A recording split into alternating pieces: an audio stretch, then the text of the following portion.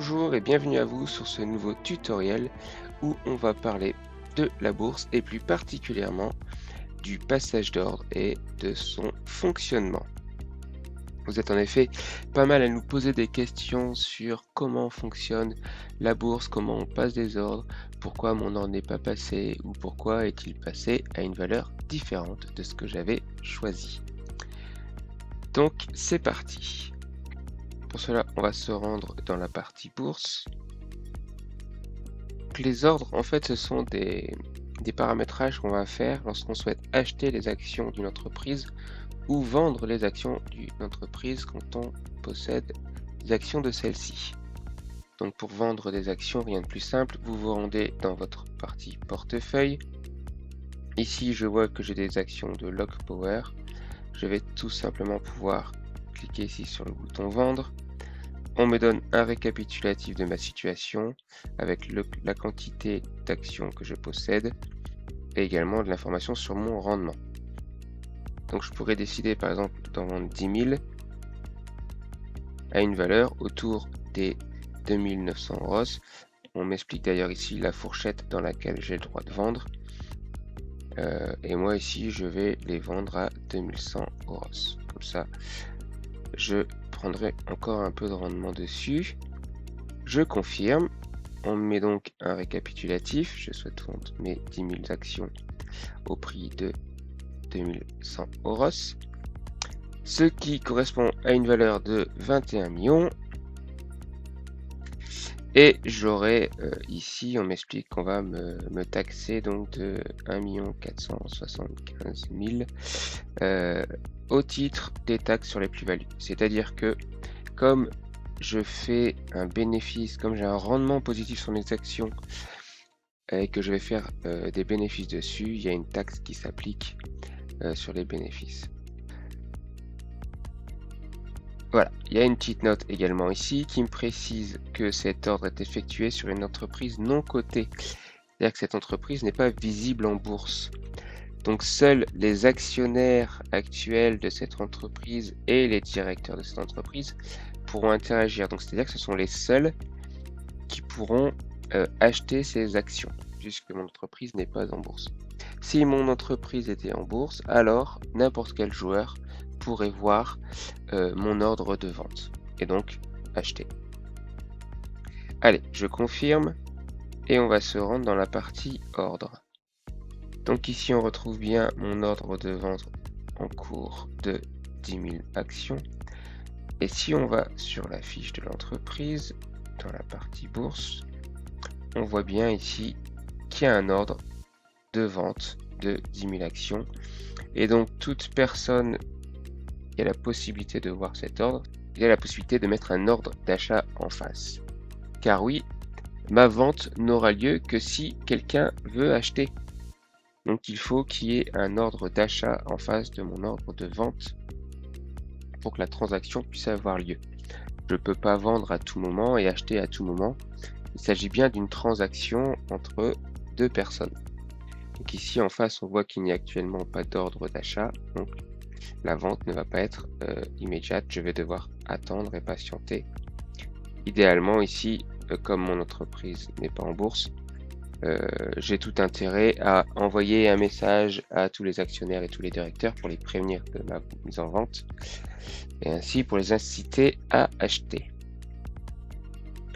Voilà pour la petite présentation rapide. Maintenant, on va rentrer un peu plus dans les détails. Je vais changer de compte pour me mettre dans la peau d'un acheteur qui achèterait donc les actions que je viens de mettre en vente et on verra ce qui peut se passer. Voilà, donc j'ai changé de compte et si je vais donc dans la partie bourse de la fiche de la société, il y a plusieurs façons pour acheter dans le sens où vous n'êtes pas obligé de vouloir acheter ni cette même quantité ni à ce même prix. Je vais pouvoir placer mon ordre d'achat. Je vais cliquer sur acheter des actions qui sont en vente et là j'ai plusieurs possibilités. Je peux choisir ma quantité. Soit je souhaite prendre exactement le nombre d'actions ici en vente, les 10 000, c'est-à-dire que l'ensemble des actions seront achetées pour ma part. mais je peux très bien vouloir en prendre moins. Ici, étant donné qu'il n'y a que 10 000 actions à vendre en tout et pour tout, passer un ordre d'achat d'une quantité supérieure ne servira à rien, enfin en tout cas dans un premier temps, puisqu'il n'y en a que 10 000 à vendre. Mais je suis pas obligé d'acheter les 10 000. D'ailleurs, on va faire un premier essai où je vais en acheter que 1000 et je m'aligne sur le prix. Donc ici, voilà, je passe mon premier ordre. Hop. Là, si je rafraîchis la page, voilà. J'ai bien mon ordre d'achat est en face de l'ordre de vente. Et étant donné que il y a la quantité suffisante en vente et que la valeur d'achat et de vente est la même, la transaction va bien pouvoir avoir lieu. Donc si maintenant je vais voir dans la partie bourse, voilà, j'ai maintenant des actions Lock Power en quantité de 1000 qui correspond exactement à mon ordre. On voit ici que mon ordre d'achat a été exécuté. Et si je m'en vais sur la fiche de l'entreprise, il y a effectivement plus mon ordre d'achat et il reste plus que 9000 quantités en vente. On a vu qu'on pouvait faire un achat partiel dans la quantité, mais on peut aussi faire un achat à un montant différent. C'est-à-dire que je pourrais trouver que, je vais rester sur l'action par exemple, je pourrais trouver que l'action n'est pas assez chère ou est trop chère selon, voilà, selon le sens. Mais admettons que moi, je trouve que l'action est trop chère. Je suis prêt à l'acheter, mais à 2000 euros. Donc je lance un ordre d'achat de 1000 actions à 2000 euros. Hop. Si on rafraîchit, on va maintenant voir mon ordre d'achat. Mais là, il va se passer une chose, c'est que l'échange ne va pas avoir lieu. Et pourquoi? Parce qu'il n'y a pas d'entente sur le prix.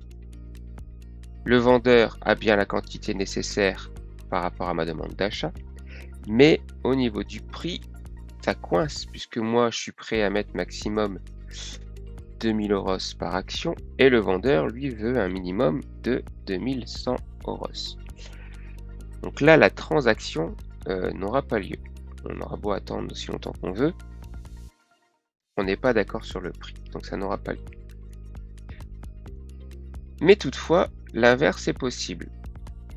Et je vais dire, bah écoutez, moi je veux bien acheter, je vais même en acheter 2000. Et comme je suis généreux et que je crois vraiment au potentiel de l'entreprise, je vais même les acheter 2500, pardon, 2500 euros. Tac, je confirme. Et là, ça va être un peu différent. Voilà, je rafraîchis. Parce que le vendeur a bien la quantité suffisante pour mon achat. Donc à ce niveau-là, pas de blocage. Et en plus, on s'entend sur le prix. C'est-à-dire que moi, je souhaite acheter au maximum à 2500 euros et le vendeur veut vendre au minimum à 2100 euros. Et là, ce qui se passe, en fait, c'est qu'il va y avoir une entente sur le prix et que la transaction, en fait, va avoir lieu sur une valeur à mi-chemin entre les deux. Donc, il va bien y avoir une vente de 2000 actions. Et en fait, la transaction, on va le voir tout de suite après, aura lieu à 2300 euros. C'est-à-dire que le vendeur, lui, il est content parce qu'il a vendu plus cher. Il va vendre à 2300 euros au lieu des 2100. Parce qu'en face, il y a un acheteur qui était prêt à mettre 2005. Et l'acheteur, lui, il est content aussi parce qu'en fait, il avait placé un ordre à 2005 et il va même les avoir pour seulement 2300. Hop, on va rafraîchir, on va voir si... Voilà. Donc ça, c'est bien exécuté.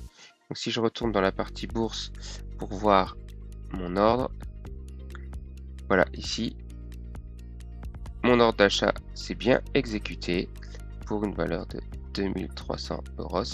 Voilà, ce qui peut expliquer qu'un ordre ne s'exécute pas toujours à la valeur que vous souhaitez. Donc faites bien attention quand vous placez un ordre, de bien regarder Si vous achetez, à combien est le montant de la vente et si vous vendez, à combien est le montant de l'achat.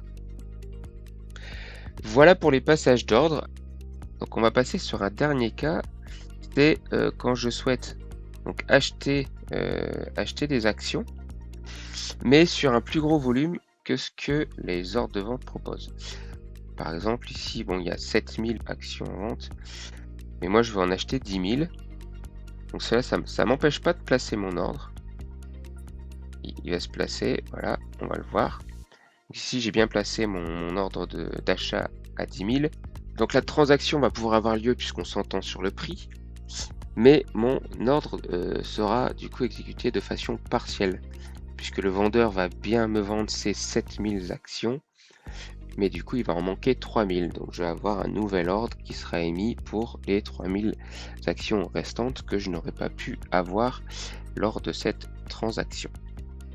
Donc si on rafraîchit et si tout s'est bien exécuté, on devrait voir disparaître du coup l'ordre de vente puisqu'il sera complètement racheté par mon ordre d'achat. Et ici on aura un nouvel ordre avec une quantité de 3000.